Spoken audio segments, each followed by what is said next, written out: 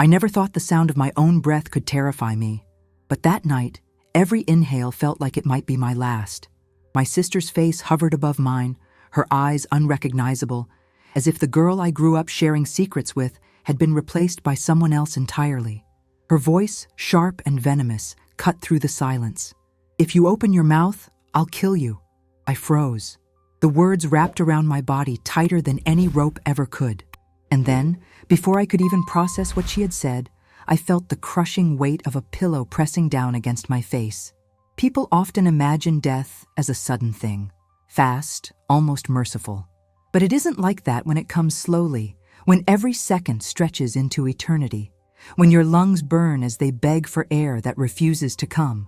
I remember the texture of the fabric against my skin, the way it smelled faintly of lavender detergent, and the searing panic that flooded my chest. The betrayal was worse than the suffocation.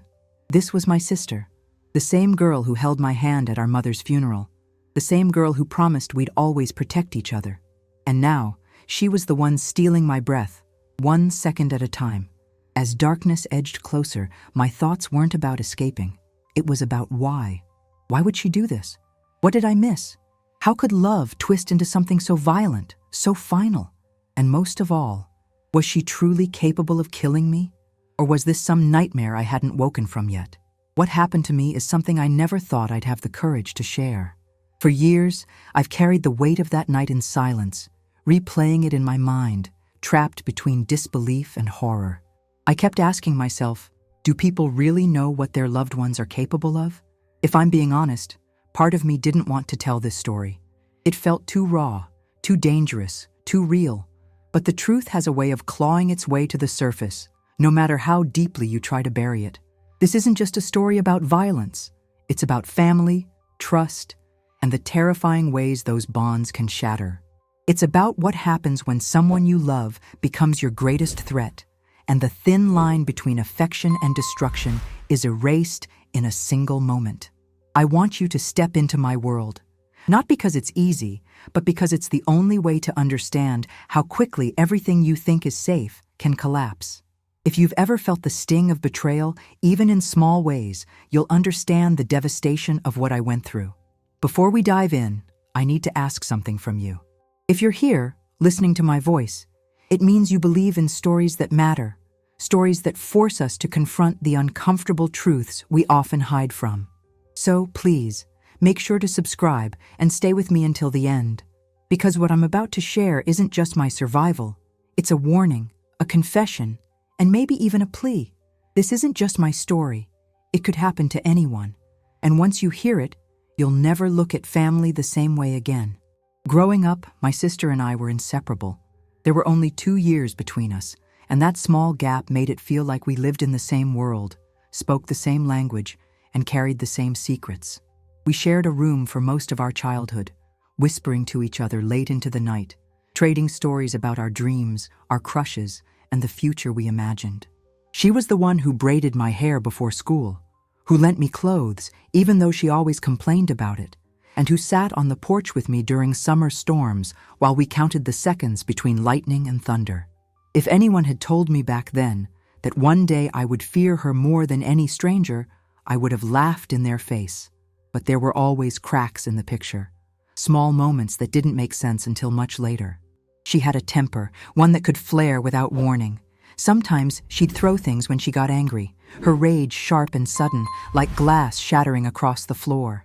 I told myself it was just who she was, emotional, fiery, someone who felt everything too deeply. I even admired it sometimes, the way she could scream and slam doors while I stayed quiet, swallowing my anger until it made my chest ache. Still, I remember nights when I lay awake, listening to her breathe in the dark, and wondering if there was something inside her I would never fully understand. Our mother used to call us 2 halves of the same soul. She said it like it was a blessing, like we were destined to never be alone. And in many ways, it felt true. After our father left, it was my sister and me against the world. We learned how to cook pasta on the stove when Mom worked late, how to fold laundry together while laughing at ridiculous inside jokes. We became each other's shadows, moving through the world like a team. But with that closeness came something else, an intensity that bordered on suffocating. She needed me in ways I couldn't always meet, and when I pulled away, even a little, she seemed to take it as a betrayal. High school made everything worse. While I tried to find my own identity, she clung tighter. I joined the art club, spent weekends sketching at the park, trying to breathe in my own space. She, on the other hand, was restless, bouncing between friends and boyfriends, always chasing something she couldn't name. When I started dating someone, she grew cold, distant, as if my happiness was something she couldn't bear to witness. "You don't need him," she once said, her tone sharper than the words themselves. "You have me." I laughed it off, but deep inside, I felt the edge of her need. It wasn't love in the way sisters usually love. It was heavier, more demanding, almost as if she wanted to own me. Looking back, I see how many warning signs I ignored. The way she sometimes stared at me when she thought I wasn't looking. The way she'd show up uninvited wherever I was, insisting it was just coincidence. The arguments we had always ended with her saying, "You're all I've got. Don't forget that." At the time, I thought it was just her way of coping with the chaos of our family. But there was a desperation in her voice I didn't know how to handle, so I buried it, the way I buried most things I couldn't explain. College was supposed to be my escape. I got accepted into a university 2 hours away, and for the first time in my life, I felt like I could breathe without her shadow pressing against me. The day I packed my bags, she barely spoke. Her silence followed me down the highway, heavier than any goodbye. For a while, I thought distance would fix everything. That space would smooth out the cracks in our bond. But she visited often, sometimes without telling me beforehand, showing up at my dorm with excuses that didn't make sense. I tried to set boundaries, but boundaries only seemed to make her angrier. Her texts would shift from sweet to cutting in a matter of hours. One moment she was telling me how proud she was, and the next accusing me of abandoning her. By the time I turned 22, our relationship had become a constant push and pull. I loved her. Of course I did. But I was afraid of her too, not in a way I could explain to others. If anyone asked, I said we were close, almost too close, like most sisters. But inside, I felt something else. A growing dread. A sense that the sister I trusted was slipping further into someone unrecognizable. Sometimes, when she smiled, it didn't feel warm anymore. It felt sharp, like a blade pressed against my skin. I tried to convince myself I was imagining it, that I was just being dramatic. But my body knew better. My stomach twisted whenever she entered a room. My pulse raced when she touched my arm too tightly. My instincts whispered warnings my heart refused to hear. There was one night, a few months before everything happened, when she came into my apartment without knocking. I was cooking dinner, music playing, when she suddenly appeared in the doorway. "You didn't answer my texts," she said, her voice flat. I hadn't even noticed my phone buzzing. The look in her eyes made me set down the spoon in my hand. I told her she couldn't just show up like that I needed space. She stared at me for a long moment before saying, "You'll regret pushing me away." It sounded like a threat, but I laughed it off, trying to turn it into a joke. Only later, lying awake that night, did the weight of her words sink in. The truth is, I kept forgiving her because I wanted to believe she could change. I wanted to believe the sister who once held my hand during thunderstorms was still there, buried under the anger, the jealousy, the control. Every memory of us as children pulled me back, reminding me of who she had been before the darkness took root. I clung to those memories like lifelines, ignoring the growing evidence that the girl I loved was slipping further and further away. Because if I admitted the truth, that she was dangerous, I would have to admit something even worse, that I was no longer safe in the presence of my own sister. And so, when the night finally came, when her voice turned into a dagger and her hands pressed that pillow down against my face, I shouldn't have been surprised. All the signs had been there, carved into every word, every stare, every warning I had brushed aside. But denial is a powerful thing. I thought love was enough to keep me safe. I thought family was stronger than fear. I was wrong. And as you'll soon see, the cost of ignoring those signs was far greater than I could have imagined. That night began like any other, or at least that's what I told myself at first. I had been sitting on the couch, scrolling through my phone, when I heard her footsteps in the hallway. There was something about the rhythm of them, slow, deliberate, almost too careful, that made my chest tighten. She came into the room without saying a word, her presence filling the air like smoke. I looked up, expecting her usual sarcastic comment, maybe even a smile. But instead, I was met with silence and a stare that felt colder than winter air seeping through an open window. "Are you okay?" I asked, my voice breaking the silence, though I wasn't sure if I wanted an answer. She didn't respond right away. Instead, she sat down across from me, her hands clasped tightly in her lap, knuckles turning white. When she finally spoke, her words felt rehearsed, as though she had been waiting for this moment. "You never listened to me," she said softly, almost tenderly, though there was a dangerous current beneath it. I tried to laugh it off, to ease the tension, but my laugh sounded hollow, out of place in that suffocating room. Something told me I should stand up, walk away, do anything but sit frozen in her gaze. She leaned forward, her eyes glinting with something I couldn't name. "If you open your mouth, I'll kill you." The words fell between us like shards of glass, impossible to ignore. For a split second, my brain refused to process them. This was my sister.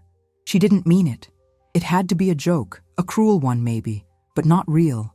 But then her hand reached for the pillow beside her, and the world tilted. My breath caught in my throat, and the living room that had always felt safe became a cage with no exit. The weight of the pillow hit me before I could react.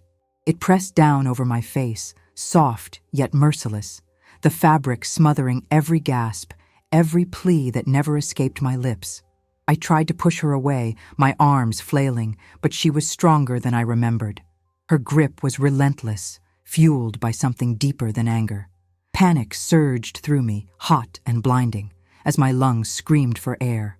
The smell of detergent, once comforting, turned into the scent of death itself. My body betrayed me, growing weaker with each second, my kicks slowing, my strength draining like sand slipping through an hourglass. I thought of everything at once. Our childhood, our promises, the nights we swore we'd never let the world break us apart. I thought of Mom's voice calling us two halves of the same soul, and I wondered, as my vision blurred, if maybe she believed killing me meant keeping that soul for herself. My heart pounded in my ears, louder than any scream I couldn't make. I wanted to ask her why, to demand an answer, but all that came was silence. My sister's face above me was unreadable, not angry, not sad, just empty. That emptiness terrified me more than anything else. The fight inside me turned primal. I clawed at her arms, twisted beneath her weight, anything to find air. For a fleeting second, the pillow shifted, and a sliver of oxygen rushed into my lungs, burning like fire. I gasped, desperate, but it only seemed to push her harder. Tears streamed down my face, soaking into the fabric, mixing with the suffocating scent. I thought I was going to die there, on that couch, at the hands of the one person I trusted most. And for the first time in my life, I wasn't just afraid of losing her. I was afraid of what she had already become. Somewhere in the chaos, my body found strength I didn't know it had. I twisted violently, shoving upward with every ounce of energy left in me. The pillow slipped just enough for me to drag in another ragged breath. I managed to scream, a hoarse, broken sound that barely made it past my throat. Her eyes widened, not with guilt, but with rage, as if my survival was the ultimate betrayal. "Why won't you just let me do this?" she hissed, her voice low, trembling, filled with a desperation that chilled me to the bone. Those words carved themselves into my memory, deeper than the pressure of the pillow itself. The struggle felt endless. Minutes could have been seconds, or maybe hours. I'll never know. Time warped in that room, bending around the rhythm of my heartbeat and the crushing weight on my chest. At one point, I thought I saw her crying, tears streaking down her face as she pressed harder, as if torn between love and destruction. But even if there were tears, they didn't stop her. They only made everything more twisted, more unbearable.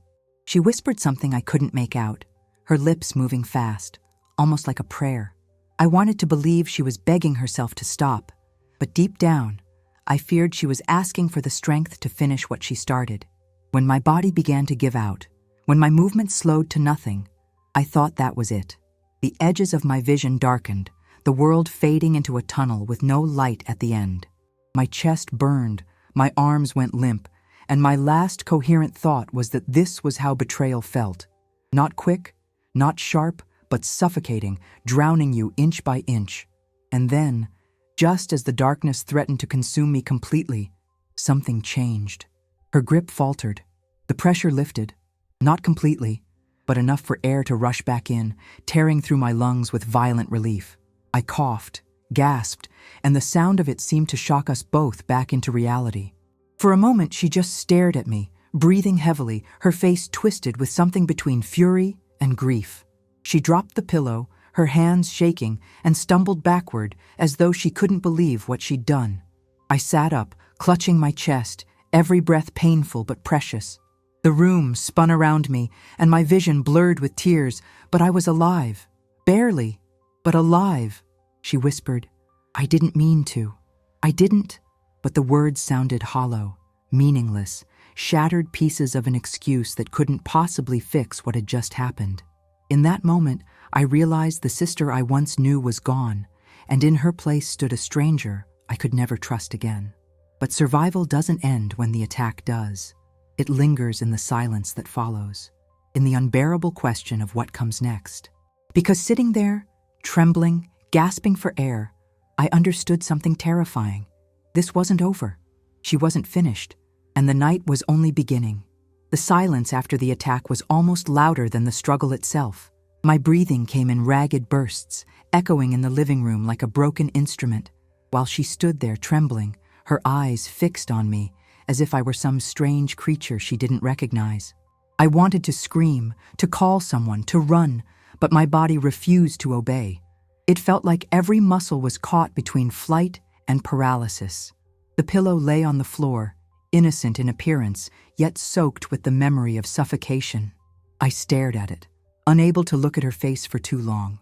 When I finally did, I saw not guilt, not even rage, just a terrifying emptiness that left me colder than the attack itself.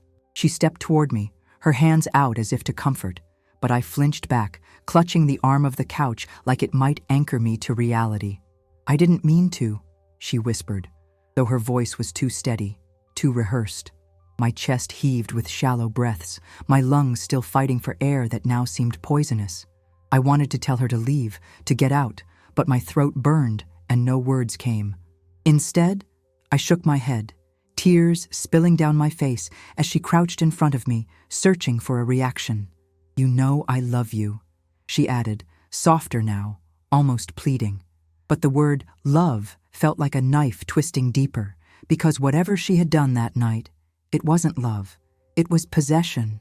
It was control. It was something darker I didn't have a name for yet. I thought about running to my room, locking the door, but the thought of turning my back on her terrified me. Every step she took made me want to retreat further, yet the apartment was too small, the walls too close. When she finally sat beside me, I stiffened, my entire body screaming for distance. She didn't touch me, but her presence pressed against me like a second skin. "You made me do it," she murmured suddenly, her voice quivering in a way that felt more dangerous than steady rage. "You push me away. You make me feel invisible. And then you act surprised when I can't take it anymore." My stomach twisted. The words sounded practiced, like excuses she had been waiting to deliver. I realized then that in her mind, the attack wasn't her fault. It was mine. The guilt hit me like a wave, even though I knew logically it wasn't true. That's what fear does. It distorts reality, plants seeds of doubt until you start questioning your own innocence. I replayed every fight we'd ever had, every moment I pulled away, every boundary I tried to set. Had I been cruel? Had I neglected her? Was I somehow responsible for pushing her to this edge? My rational mind screamed, no. But the tremor in my hands, the tightness in my chest, told me that her words had sunk in deeper than I wanted to admit. The bond we shared, once a lifeline, now felt like a chain dragging me under. Hours seemed to pass in that unbearable silence. Neither of us moved much. She watched me carefully, as though waiting for me to collapse into her arms, while I sat rigid, trying not to betray how violently I was still shaking. Eventually she stood, pacing the room, muttering things under her breath I couldn't catch. Sometimes her tone sounded apologetic, sometimes defensive, and sometimes like she was speaking to someone who wasn't even there. I realized with growing horror that I didn't fully know what was happening inside her mind. Whatever it was far beyond my control. At one point, she turned sharply and asked, "You're not going to tell anyone, are you?" Her eyes locked onto mine, and I froze. The threat was unspoken, but it hung in the air as heavily as her earlier words. If I told, what would she do? If I stayed silent, what would happen next? My lips parted, but I couldn't form an answer. She must have seen the hesitation because her mouth curved into a faint smile, one that chilled me more than her rage had. "Good," she said simply, as if my silence confirmed what she already knew. She still had control. Sleep was impossible that night. I lay in bed, staring at the ceiling, every creak of the apartment making me jump. I could hear her moving in the next room, restless, as though the adrenaline hadn't left her body either. Every so often, I thought I heard her whispering, though I couldn't make out the words. My chest ached with every breath, a dull reminder of how close I had come to losing it. I pressed my pillow against my side, unable to bear its weight on my face. I wondered if I'd ever be able to see a pillow the same way again. But worse than that, I wondered if I'd ever be able to see my sister as anything but the person who tried to kill me. The morning light brought no relief. I woke from shallow, fractured sleep to find her sitting at the kitchen table, sipping coffee as though nothing had happened. She looked up, smiled, and said, "Morning," like we were back to being normal sisters. My stomach churned at the casualness of it all. I sat across from her, hands trembling as I wrapped them around a mug I didn't drink from. She talked about nothing. The weather, errands, little things that seemed absurd against the backdrop of last night's terror. I kept nodding, pretending to listen, pretending I wasn't breaking apart inside. It was then I understood. Pretending was the only way I'd survive for now. But even as I forced myself to play along, something inside me shifted. The fear was still there, crawling beneath my skin, but alongside it grew something else. Resolve. I couldn't keep living like this, trapped between love and violence, trust and betrayal. My sister may have thought she silenced me, but the truth was louder than ever inside my chest. I didn't know how or when, but I knew one thing with certainty. This wasn't the end of the story. It was only the beginning of a reckoning that neither of us could escape. The days that followed felt like walking on a frozen lake, every step threatening to crack the surface and pull me under. I carried myself carefully, pretending nothing had changed, though everything inside me screamed otherwise. My sister moved through the apartment like a ghost, her moods unpredictable, her silences more menacing than her words. Sometimes she was affectionate, almost tender, bringing me coffee or asking about my day as though we were still best friends. Other times, she would stare at me too long, her eyes sharp and unblinking, as if daring me to speak of what had happened. That duality kept me trapped, unsure whether I was living with my sister or my captor. I found myself rehearsing conversations in my head, imagining what I would say if I told someone, anyone, what she had done. But every scenario ended the same way: doubt, disbelief, and the horrifying possibility that she might find out. "She's your sister," they'd say. "She would never do that." I could already hear the dismissal in their voices, the skepticism in their eyes, and the thought of her anger if she discovered I had spoken. It froze my words before they could leave my lips. Silence became my only form of survival, even as it gnawed at me like poison. At night, the memories returned with brutal clarity. The weight of the pillow, the sound of her whisper, the suffocating panic of air slipping away.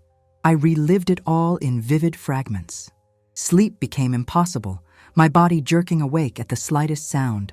More than once, I found myself creeping to my bedroom door to make sure it was locked, though even that lock felt fragile, a thin piece of metal standing between me and another nightmare made real. Sometimes I swore I could hear her standing outside my door, breathing softly, waiting. I never opened it to check. I didn't want to know if I was right. The worst part wasn't just the fear, it was the confusion. During the day, when she smiled and laughed, I found myself wondering if maybe I had imagined it all, if trauma had warped my memory.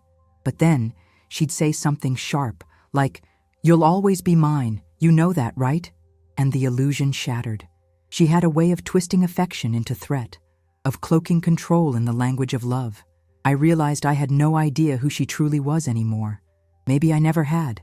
That thought left me more alone than I'd ever felt in my life. I started avoiding her as much as possible. I left the apartment for long walks, spent hours in the library pretending to study, anything to keep from being in the same room. But avoidance only seemed to make her cling tighter. She began texting me constantly. "Where are you? Who are you with? When are you coming home?" If I didn't answer fast enough, her messages turned accusatory. "Are you ignoring me? Do you want me to disappear?" My phone became another chain, buzzing relentlessly with her need, her suspicion, her control. Every vibration made my chest tighten. One evening, she confronted me about my distance. "You're different," she said, her tone sharp. "You don't look at me the same way anymore." I froze, trying to come up with an excuse, but she didn't wait for one. "You think I'm a monster, don't you?" Her words hung between us, heavy and daring. I wanted to scream yes, but instead I shook my head, forcing a weak smile. "Of course not," I whispered. She studied me for a long moment before smirking, as if satisfied with my lie. But in her eyes, I saw the truth. She knew I was afraid. And worse, she seemed to enjoy it. The weight of secrecy grew unbearable. I thought about calling Mom's sister, my aunt who lived 2 states away, but the words caught in my throat every time I dialed. What if she told my sister? What if she didn't believe me? The fear of not being taken seriously was almost as suffocating as the attack itself. So I kept my silence, carrying the burden alone, while the walls of our apartment closed in tighter. Each day felt like a countdown, though I didn't know what I was counting toward. Another attack, a breakdown, or something even worse. I began keeping a journal, scribbling my thoughts late at night when I knew she was asleep. The pages became my only witness, the only place I could confess the truth without consequence. I wrote about my fear, my anger, my confusion, and most of all, my longing for escape. Sometimes I imagined leaving everything behind, packing a bag and disappearing, never looking back. But the thought of her finding me, hunting me down, stopped me from following through. I knew her well enough to understand. If I left, she wouldn't let me go easily. Freedom, in her eyes, would be betrayal. Then came the night she entered my room uninvited.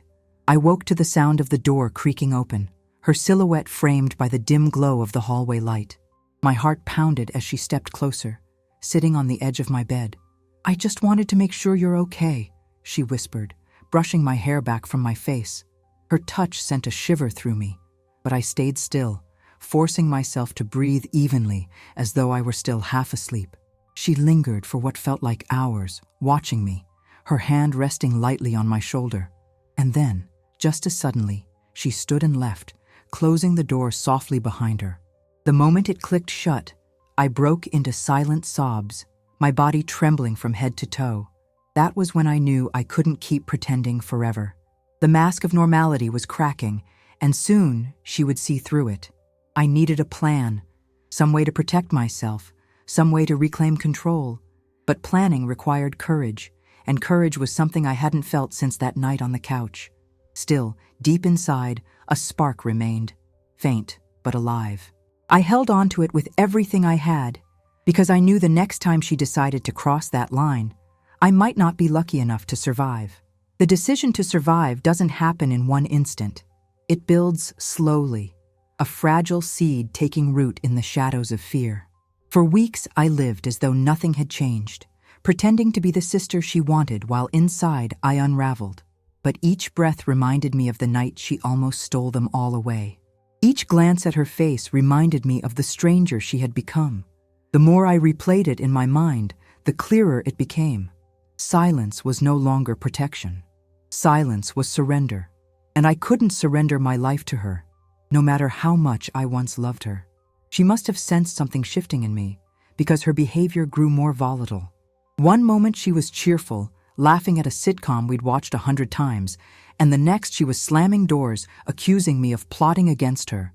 "You don't even look at me the same way anymore," she spat one night, her voice trembling with rage. "You're planning something, aren't you?"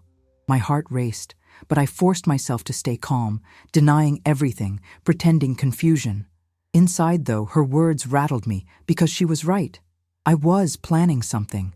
I just didn't know if I was strong enough to see it through.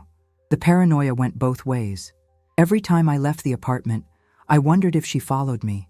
When I spoke to a classmate, I imagined her watching from the corner of the room.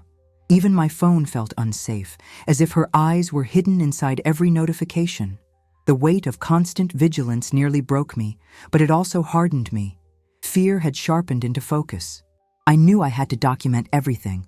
The threats, the outbursts, the night she tried to kill me. So I began writing it all down, not just in my hidden journal, but in drafts of emails I never sent, in voice memos I deleted and re-recorded, as if preparing evidence no one else could deny. The turning point came unexpectedly. We were sitting at dinner, the quiet clatter of silverware filling the silence, when she suddenly looked up and said, "You belong to me. You always will." She said it so calmly, like a fact as unchangeable as the color of the sky. My fork slipped from my hand, clattering against the plate. She smiled at my reaction, her eyes glinting with satisfaction. That smile seared itself into me, igniting something fierce and defiant. I realized then that if I didn't act soon, she would try again. And next time, she wouldn't hesitate. I started preparing in secret. Small things at first, keeping my phone charged, memorizing emergency numbers, making sure my keys were always within reach. I practiced what I'd say if I called for help, rehearsing the words until they became a script etched into my bones. My sister tried to kill me. I'm not safe. Please come now. The more I repeated it in my head, the more real it became. It was like teaching myself a new language, the language of survival, of finally naming the danger instead of disguising it with love. But secrecy was fragile. One night, she caught me slipping my journal into a drawer. "What are you hiding?" she demanded, her voice sharp. Panic surged through me, but I forced a laugh, pretending it was nothing, just silly doodles. She didn't look convinced. She grabbed the notebook, flipped through the pages, her eyes scanning words I had tried so hard to protect. My stomach dropped as I watched her face shift. Confusion, then rage, then something darker. She slammed the journal shut, tossed it back at me, and whispered, "If you ever tell anyone, you'll regret it." My hands shook so violently I could barely hold the notebook, but inside, the spark of resolve burned hotter. She had read my truth, and still she thought fear could silence me. She was wrong. The fear of retaliation made every day heavier. But strangely, it also clarified my path. If she already suspected, then the risk was the same whether I stayed quiet or not. That realization became my strength. I began confiding small details to a trusted professor, framing them as concerns about family conflict. I didn't reveal the whole truth, not yet, but just speaking pieces of it out loud felt like oxygen rushing into starved lungs. Each word was a rebellion, a step toward reclaiming the voice she had tried to suffocate. Her volatility escalated. She began waiting for me after class, appearing suddenly in hallways, demanding to know where I'd been. My friends started noticing, asking questions I couldn't fully answer. "She's just protective," I said, forcing a smile, though inside I knew the facade was cracking. The truth was bleeding into the edges of my life, refusing to stay hidden. And the more she tightened her grip, the more certain I became that the only way forward was to break free completely. The night I made my decision, the air itself felt heavy, as if the walls of the apartment knew what was coming. She was pacing again, muttering under her breath, her energy volatile and unpredictable. I sat on the couch, my phone hidden beneath a blanket, thumb hovering over the numbers I had rehearsed so many times. My chest pounded, each beat louder than the last. I thought of the pillow, of the near darkness, of the promise she whispered, that if I opened my mouth, she'd kill me. And then I thought of what silence had already cost me. My hand trembled, but I pressed the numbers anyway. I didn't know what would happen next, whether help would come in time, whether anyone would believe me. But as the line rang, as my heart pounded like a drum of defiance, I understood something vital. This wasn't just about survival anymore. It was about reclaiming my voice, no matter the cost. And as the operator answered, asking me what my emergency was, I finally opened my mouth to tell the truth, knowing that once I spoke, nothing would ever be the same again. When I finally spoke the truth, It felt like tearing open a wound I had been hiding for years. The operator's voice on the other end was calm, steady, guiding me through the storm, as if each question pulled me further from the darkness. By the time the police arrived, my hands were shaking so violently I could barely hold the phone, but I held on anyway. Because for the first time, I wasn't just surviving, I was fighting, and that fight saved me. The aftermath wasn't clean or easy. My sister was taken away that night, and the sound of the door closing behind her echoed in my chest like both a loss and a relief. I thought I'd feel free instantly, but instead, I felt hollow, as though someone had carved out the part of me that still wanted to believe in her. For days, I questioned whether I had done the right thing. I replayed her tears in my mind, the way she sometimes seemed broken and desperate, and part of me grieved for the sister I had loved before all of this. But grief doesn't erase truth, and love doesn't justify harm. She made her choices, and I had to make mine. Recovery wasn't linear. Nightmares haunted me. Loud noises made me flinch. Even the smell of fresh laundry sent me spiraling back to the suffocating moment under the pillow. Therapy helped, but it was slow, like stitching together fabric that had been torn in too many places. Some scars remain invisible, stitched deep into the soul, but they remind me of my strength as much as my pain. Every day I woke up breathing was proof that I had survived not just my sister's attack, but the silence that almost killed me too.